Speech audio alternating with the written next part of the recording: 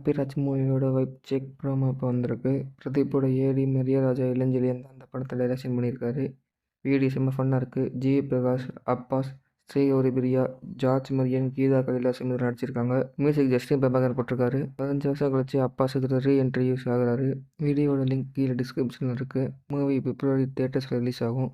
அடுத்த போக்கி மூவிலேருந்து second single song love advice இப்போ வந்திருக்கு. விஜய் ஆண்டனி அந்த சாங்குக்கு மியூசிக் போட்டு லிரிக் எழுதி பாடியிருக்காரு. அஜய் திஷன், தனுஷியா இதில் லீடாக நடிக்கிறாங்க. சாங்கோட லிங்க் கீழே டிஸ்கிரிப்ஷனில் இருக்குது. இது ஒரு ரொமான்டிக் மூவியாக ரெடி ஆகிட்டு இருக்கு.